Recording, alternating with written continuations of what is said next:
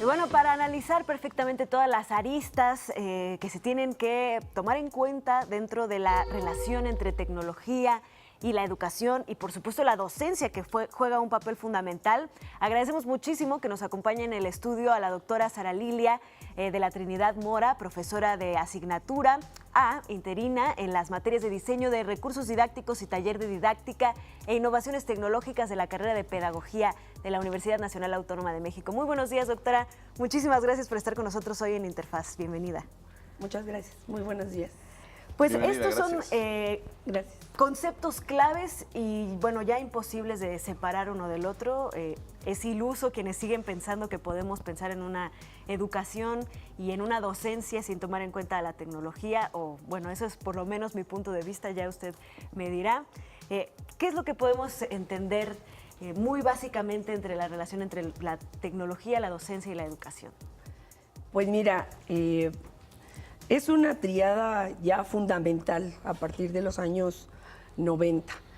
Pero ciertamente tendríamos que delimitar dentro de estos campos, porque a veces cuando pensamos en la palabra tecnología, evocamos una serie de artefactos que son súper perfectos y realmente ya en estos tiempos de lo que estamos hablando son solamente estas tecnologías de la información, de la comunicación, que tienen un impacto fundamental alrededor de todas las actividades que los seres humanos realizamos día con día. Una de ellas, ciertamente, pues es la docencia, ¿no? Hablando formalmente de las instituciones en las que se establece una relación educativa, una relación social, una relación personal entre un maestro y una serie y un grupo de estudiantes, ¿no? Aún así la comunicación es uno a uno. Aún así, esta relación de intercambio de información y de contenidos es del maestro a un alumno, abriendo estos canales de interacción. Ciertamente es un reto para los maestros porque gracias a los dispositivos móviles, los chicos ya tienen acceso a una cantidad de información impresionante. Cuando llegan a la escuela ya conocen muchas de las cosas de las que los maestros estamos hablando, de tal manera que nos obliga a actualizarnos día con día.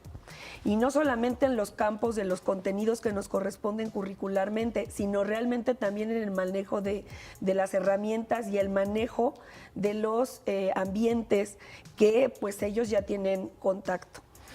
El último elemento dentro de esta triada es la educación.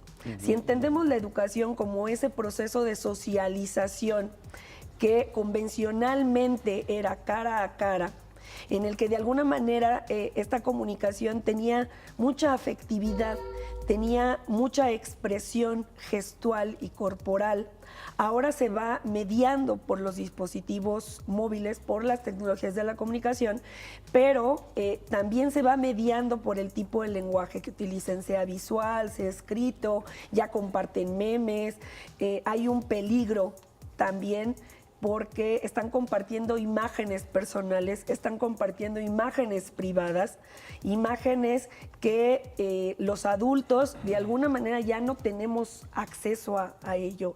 Es delicado.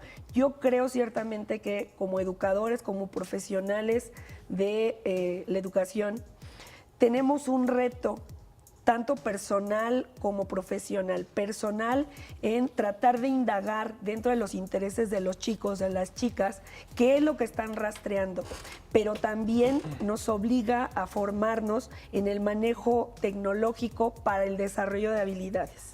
Claro, a mí me da la impresión, doctora, que estamos viviendo en una especie de caos, es decir, de repente surgen de forma esporádica o de forma aislada contenidos educativos, por ejemplo, ¿no? Pero no necesariamente sabe el maestro cómo aplicarlo, o no necesariamente hay una estrategia a nivel Estado para poder desarrollar contenidos adecuados en las nuevas tecnologías y ser aplicados de forma oportuna, tomando en cuenta, por ejemplo, estos casos como lo que usted decía, la regulación, los mismos contenidos, ¿no? ¿Qué para qué estudiante? Es decir, ¿qué contenido es el adecuado para alguien de primaria, de secundaria o de preparatoria o de universidad, ¿no? Y por supuesto, estrategias pedagógicas que logren encauzar todos estos contenidos en un momento dado, si los hay o si no los hay, o los cuales van a haber, que sean bien encausados. No sé, ¿usted cómo aprecia esta observación que yo estoy haciendo? Es delicado, es muy delicado el manejo de los contenidos, porque bien, a partir de la educación, nosotros seguimos un perfil de sujeto, un perfil de ciudadano, y está enmarcado además por las políticas nacionales e internacionales. De tal manera que el análisis de los contenidos es fundamental, pero además saberlo dosificar a partir de los requerimientos también de estos estudiantes. Nosotros decimos, ¿para qué le ofreces un contenido, por ejemplo, sexual, un contenido de violencia que no le va a servir, que no lo sabe manipular? No porque sea bueno o malo, sino simplemente porque no es el momento adecuado. Claro. Sí, la tecnología y los medios de comunicación son unos artefactos. Es lo que viene después de la aplicación del conocimiento científico en la transformación de los materiales. Vamos a entenderlo así. De tal modo que quien le da esta función, quien le da ese propósito, es el mismo sujeto, es el docente en este caso. Y el docente debe también de sistematizarlo teórica y metodológicamente, pedagógica y didácticamente. Yo creo que esto nos va a salvar de muchos problemas. Cuando nosotros tenemos un propósito de aprendizaje, cuando tenemos un propósito de formación, cuando miramos críticamente el artefacto y no asumirlo y no adoptarlo de manera inmediata porque se vuelve parte de nosotros. Decía McLuhan, ¿no? Las extensiones del ser humano, y es extensión de nuestras emociones en un emoticón, extensión de nuestro pensamiento en un mensaje escrito, extensión de nuestras formas de representación y de expresión. Hay que enmarcarlos y definir muy bien para qué lo vamos a utilizar. Es una evolución tan rápida que el mundo se vuelve caótico, tanto Sí. es que quiero este nuevo dispositivo, pero ¿por qué lo quieres? Claro, es que claro. está de moda, pero ¿para qué te sirve? Claro. ¿Qué es lo que vas a encontrar Exacto. ahí? Sí, yo creo que esos puntos que está tocando, doctora, son claves, ¿no? El maestro pasa de ser un vertedor de contenidos en los alumnos a dotarles a los contenidos que ya existen de un sentido y un propósito, ¿no? Me gustaría que ahondáramos en ese tema después de esta pausa, si le parece bien. Vamos a hacer una pausa y regresamos con esta interesante charla, no se la pierdan. Bueno, seguimos platicando de las nuevas tecnologías y cómo esto se está pues cada vez más interfiriendo en los modus vivendi de todas las sociedades del mundo. Por supuesto, impacta de forma directa y sustancial en temas como la educación. Está con nosotros en el estudio la doctora Lilia de la Trinidad Mora, Sara Lilia de la Trinidad Mora, y es profesora de la UNAM. Y bueno, pues, continuamos esta charla muy interesante y hablábamos precisamente de cómo estos hábitos a veces incluso no son entendidos en las diversas áreas donde se trata de introducir, a veces de forma muy forzada, las nuevas tecnologías, o cómo las personas de repente, sin saber por qué, quieren comprar algo que tiene que ver con las nuevas tecnologías. Es como una situación contradictoria entre las personas que queremos guardar nuestras viejas tecnologías, porque además ya nos habituamos, porque además ya sabemos el manejo. Y por el otro lado están las personas que inmediatamente que surge un nuevo dispositivo, que surge una nueva aplicación, quieren introducirse en ella, quieren apropiarla, quieren utilizarla, y en el momento en el que ya la conocen, están buscando qué hay de novedoso, qué hay nuevo en el mercado para volverlo a adquirir, para volverlo a comprar. Yo creo que una de las situaciones también complicadas dentro de la tecnología es precisamente la inmediatez, ¿no? de lo que platicamos, porque la información viene en el momento en el que se requiere. De tal manera que las sociedades sí entramos como en crisis de ¿y qué hacemos con esto que está surgiendo y que está impactando y que lo están utilizando y que de alguna manera nos está presionando a modernizarnos más? Claro. Yo quisiera que ahondáramos justamente en ese tema del papel que debe de cumplir ahora un maestro, sobre todo pues cuando le toca ser uno de los principales actores frente a unos de los consumidores más voraces de información de nuestra era, que son los jóvenes. Lo decíamos ahí en la reflexión, las personas más conectadas del mundo están entre los 15 y 25 años, ¿no? Tienen acceso a toda esta pues gran río de información que nos llega a todos lados. ¿Cuál es el papel que debe de adoptar entonces el maestro, ¿no? Tal vez ya no sea tan pertinente en tratar de enseñar conceptos, tratar de explicar personajes, sino más bien enseñarnos a gestionar este tipo de información que nos llega. Fíjate que precisamente el otro día que estaba yo exponiendo, porque a los alumnos les gusta que los maestros les expliquemos, que los maestros estemos al frente, no cubriendo este papel por siglos ya mantenido. Sin embargo, debajo de la banca, en la mochila, acá a un lado, debajo del cuaderno, el dispositivo móvil es su acompañante permanente. Y aproximadamente el 85% de los estudiantes están conectados de manera permanente.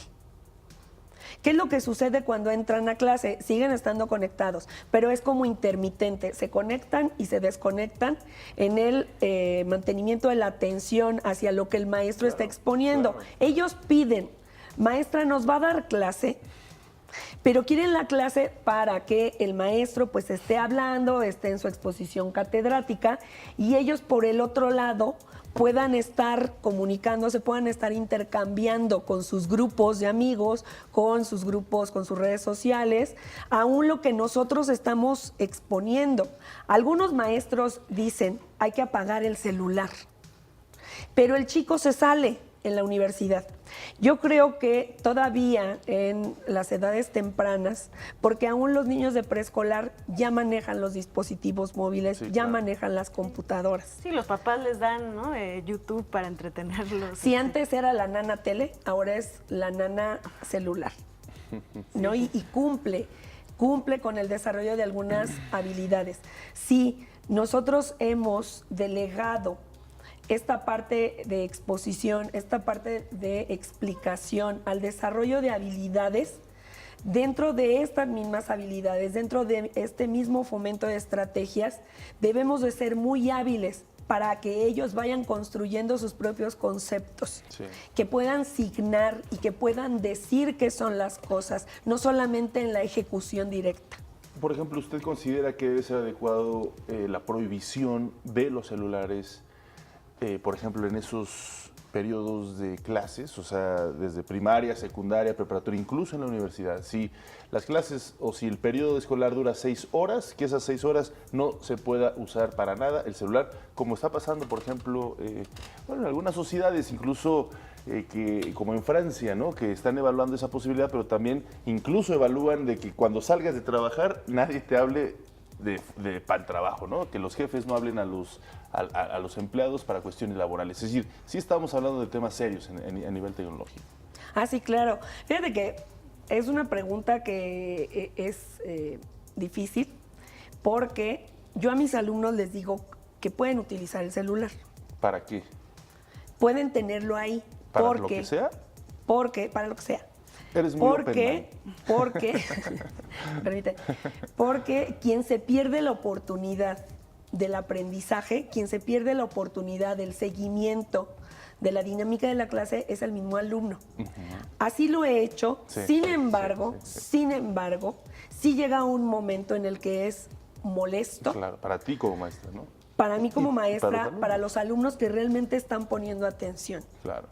Entonces, yo creo que tiene que surgir el establecimiento de reglas. Las reglas no son necesariamente para prohibir, sino para hacer conciencia. En la conciencia de, estás en clase, necesitas una llamada de urgencia, porque puede surgir. Es de urgencia, sal y contesta. pero no interrumpan la dinámica que se va construyendo en el aula, que es muy difícil también tener un ambiente de aprendizaje, un ambiente cooperativo, colaborativo, un ambiente en los que todos los alumnos quieran participar. Claro. Y que no lo tomen de pretexto de, maestra, ¿me permite ir al baño? Y trae guardado el celular, ¿no? Porque ya necesita el contacto con el otro. Claro. Pues doctora, son muchísimas aristas las que se deben de analizar en este tema. Yo espero que pueda acompañarnos en otras ocasiones para seguir tocando los diferentes puntos y pues seguir entendiendo cómo es que vamos a ir integrando cada vez más estas herramientas, ¿no? Porque se me ocurre a lo mejor pues dinámicas en las que se utilicen los celulares en la clase, Sí, ¿no? sí, para claro. que así haya, Sí, yo digamos, lo hago. esta integración. Pues para otra ocasión Ya hablaremos de lo esas platicamos. alternativas. Muchísimas gracias, doctora Sara Gracias, Lilia gracias, de la doctora. Trinidad Mora de la Universidad Nacional Autónoma de México. La esperamos muy pronto. Muchas gracias. Una pausa y volvemos con más. No se vayan.